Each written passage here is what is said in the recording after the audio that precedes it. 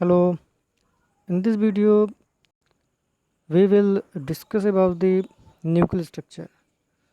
Nuclear structure में आगे बढ़ने से पहले इस थ्योरी को किन लोगों ने दिया था उनके बारे में भी डिस्कस कर लेते हैं। ये लोग तीन लोग थे, ठीक है। Aage Bohr, Ben Mottelson and David Pines. ये तीन लोग जो है न्यूक्लियर स्ट्रक्चर की थियोरी को जो है इंट्रोड्यूस किया था इन 1950s के आसपास में। तो न्यूक्लियर स्ट्रक्चर में बेसिकली क्या होता है, कोई भी एटम है, ठीक है। तो कोई भी एटम, जैसे हम अगर प्रीवियस वीडियो की बात करें तो हम हर बार ये डिस्कस किए हैं कि कोई भी मेटल का फॉर्मेशन होता है या फिर उसके फॉर्मेशन के लिए हमको जो है प्रोटॉन और न्यूट्रॉन की जो है आवश्यकता होती है। तो प्रोटॉन और न्यूट्रॉन जो है उसके फॉर्मेशन से एक न्यूक्लियस बनता है, ठीक है। न्यूक्लियस के फॉर्मेशन के बाद क्या है, इलेक्ट्रोमैग्नेटिक फील्ड जनरेट होती है जिसके चारों तरफ जो इलेक्ट्रॉन है वो मूव करते हैं। अगर इसको एक्सप्लेन करने की बात कहें तो जैसे मान लीजिए ये कोई एटम है, ठीक है। अब इसको इनलार्ज करिए। अब इस एटम में क्या है, एक न्यूक्लियस है। अब उस न्यूक्लियस में क्या है, बहुत सारे प्रोटॉन और न्यूट्रॉन है, ठीक है। इस तरह बहुत से सारे प्रोटॉन और न्यूट्रॉन फिल हैं, ठीक है। अब एक प्रोटॉन लीजिए और एक न्यूट्रॉन लीजिए, ठीक है। तो इसके पहले भी हम डिस्कस किए थे कि प्रोटॉन और न्यूट्रॉन में आपस में क्या है, यानी दो प्रोटॉन आपस में क्या है रिपल्सिव फोर्स जो है लगाते हैं और दो न्यूट्रॉन आपस में भी रिपल्सिव फोर्स लगाते हैं, ठीक। लेकिन अगर इन दोनों के एक साथ रख दें, ठीक है, तो जो है अट्रैक्शन फोर्स लगेगा, ठीक है, जिसको हम कहते हैं न्यूक्लियर फोर्स, ठीक है। अब फर्दर क्या है, अगर हम बात करें प्रोटॉन की, प्रोटॉन को हमेशा हम पॉजिटिव लेते हैं और न्यूट्रॉन को जो है नेगेटिव लेते हैं, ठीक है। क्यों लेते हैं, इसके पीछे भी थियरी है। अब जैसे कि हम कह रहे हैं कि कोई एटम है, ठीक है। एटम में एक न्यूक्लियस होता है, न्यूक्लियस के अंदर क्या है, बहुत सारे प्रोटॉन्स और न्यूट्रॉन्स होते हैं। ये हो गया आपका प्रोटॉन, ठीक है, ये हो गया न्यूट्रॉन, ठीक। तो प्रोटॉन और न्यूट्रॉन में भी क्या है, क्वार्क के पार्टिकल होते हैं, ठीक है। स्मॉल पार्टिकल होते हैं, बहुत ही स्मॉल, जिनको हम क्या कहते हैं, क्वार्क, क्वार्क के पार्टिकल, ठीक है। चलिए अब इसको और इनलार्ज करते हैं। मान लीजिए एक कोई प्रोटॉन है, ठीक है, एक कोई प्रोटॉन है,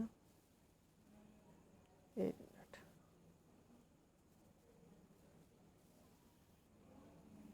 कोई प्रोटॉन है, उसमें क्या है, ये तीन क्वार्क के, देखिए एक्चुअली होते तीन दोनों में है, ठीक है। प्रोटॉन में भी तीन क्वार्क के पार्टिकल होते हैं और न्यूट्रॉन में भी क्वार्क के पार्टिकल होते हैं।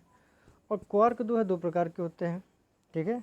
क्वार्क के पार्टिकल जो है, क्वार्क क्वार्क के पार्टिकल होते हैं, एक पॉजिटिव होता है एक नेगेटिव होता है, ठीक है। तो प्रोटॉन पॉजिटिव क्यों होता है, वन पॉजिटिव, ठीक है। वन पॉजिटिव कब किस केस में होता है, जैसे एक क्वार्क पार्टिकल पॉजिटिव का है तो पॉजिटिव वाले क्वार्क के पास कितना होता है वैल्यू, 2/3 प्लस 2/3 होता है। और नेगेटिव वाले क्वार्क के पास होता है -1/3, इतना चार्ज इनके पास होता है, ठीक है। तो प्रोटॉन में क्या होता है, ये मान लीजिए प्रोटॉन में कोई पार्टिकल है, तीन उसमें क्वार्क के पार्टिकल हैं, ठीक है। तो इसमें दो जो हैं पॉजिटिव होंगे, ठीक है, ये दो पॉजिटिव एक नेगेटिव, ठीक है। तो इन अगर वैल्यू को जोड़ें, ठीक है, यानी दो 2/3, यानी अगर आप जोड़ें ऐसे +2/3 +2/3 फिर -1/3, तो ये क्या आएंगे, 1 आएगा, ठीक है, पॉजिटिव में 1, ठीक है। और वहीं अगर हम न्यूट्रॉन की बात करें तो न्यूट्रॉन में भी देखिए दो तीन जो है क्वार्क के पार्टिकल होते हैं, ठीक है। तो इसमें क्या होता है, दो नेगेटिव होते हैं और एक पॉजिटिव होता है। तो मिला जुला के कह लीजिए अगर पॉजिटिव 2/3 है, -1/3 दो हैं आपके पास, तो टोटल वैल्यू आएगा आपका 0। इसलिए न्यूट्रॉन जो है इसमें कोई चार्ज दिखाई नहीं जाता है, नेगेटिव होती है। ठीक है, तो अगर हम बात करें कि कैसे ये फॉर्म हो रहा है, ठीक है, तो न्यूट्रॉन और प्रोटॉन, पहले ही बात की है कि प्रोटॉन में क्या होता है, आपस में रिपल्सिव फोर्स लगता है। ठीक है, न्यूट्रॉन में भी क्या है, रिपल्सिव फोर्स लगता है। तो आपस में इनको मिलाने के लिए हम जो है न्यूट्रॉन प्रोटॉन को आपस में लाते हैं, जिससे क्या होता है, स्ट्रॉन्ग फोर्स जो जनरेट होता है। ठीक है, अब स्ट्रॉन्ग फोर्स जो है, अब प्रोटॉन के अंदर जो क्वार्क के पार्टिकल हैं उसमें भी जो है स्ट्रॉन्ग फोर्स होता है, उसको वजह प्रोटॉन न्यूट्रॉन मिलता है, तब भी जो है कि स्ट्रॉन्ग फोर्स जो है जनरेट होता है। ठीक है, तो जब स्ट्रॉन्ग फोर्स है, ये न्यूक्लियस बना, ठीक है,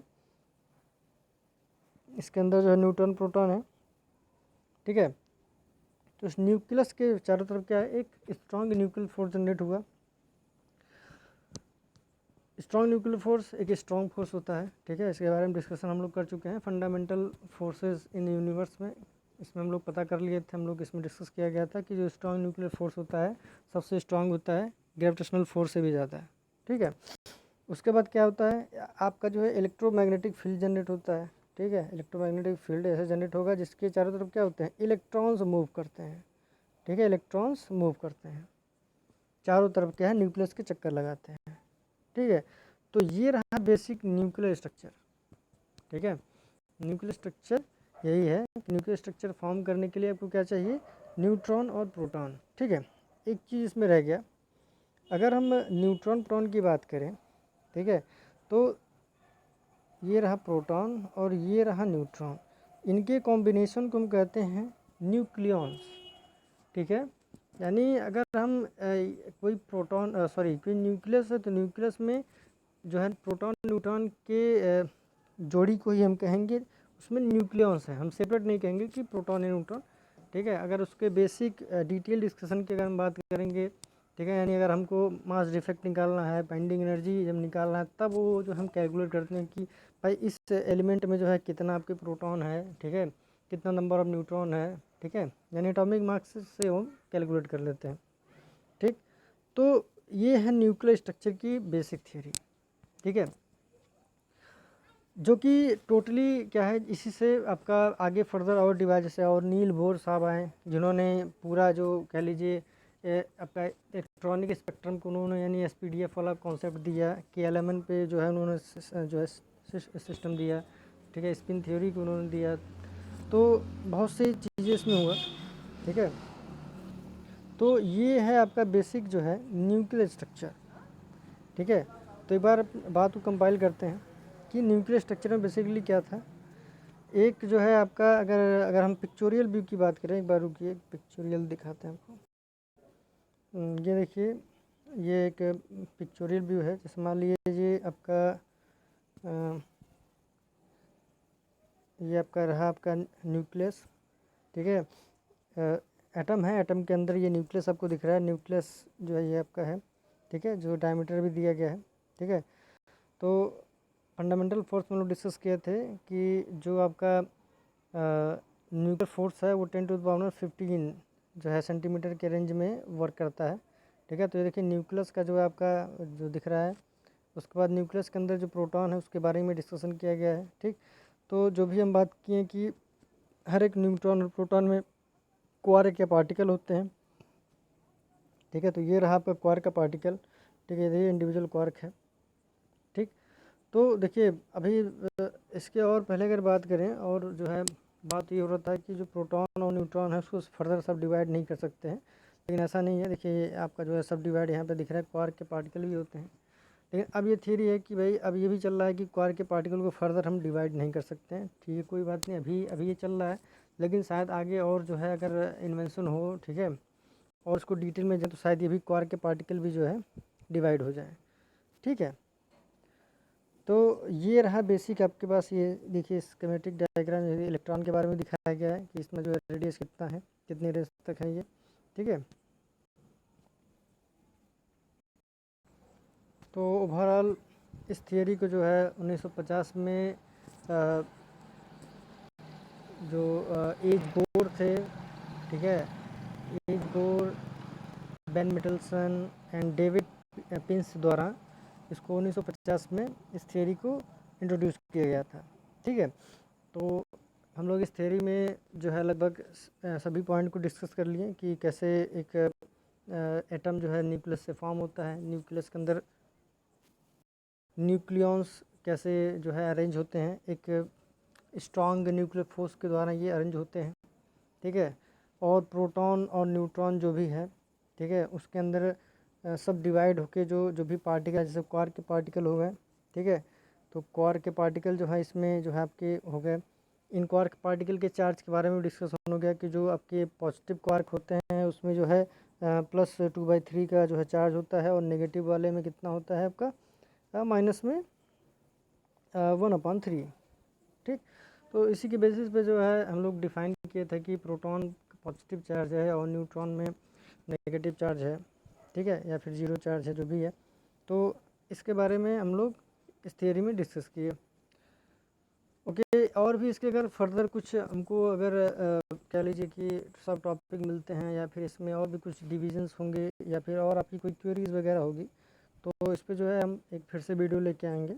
ठीक है, और भी हमको अभी इसके बारे में अभी हमको और फर्दर जो है डिस्कस करना है। मान लीजिए अगर हम ठीक है अभी न्यूक्लियर स्ट्रक्चर के बारे में स्टडी किए, तो न्यूक्लियर स्ट्रक्चर बेसिकली रिलेट कर रहा है आपका टोटली एटम से। तो अभी हमको अभी एलिमेंट्स के बारे में डिस्कशन करना है, और कौन कौन से एलिमेंट्स जो है हमको बेसिकली हमारा मेन पर्पज़ क्या है, हमको एनर्जी प्रोडक्शन करना है। तो एनर्जी प्रोडक्शन में कौन कौन से फ्यूल के तौर पे एलिमेंट को यूज करते हैं, ठीक है, उसके बारे में डिस्कशन है। फिर जो भी आप फ्यूल यूज कर रहे हैं, यानी उस फ्यूल से रिलेटेड जो भी पावर प्लांट्स हैं, ठीक है, उसके बारे में डिटेल डिस्कशन है। ठीक, तो ओके, आज के लिए इतना काफ़ी है। ठीक है, ओके, थैंक यू।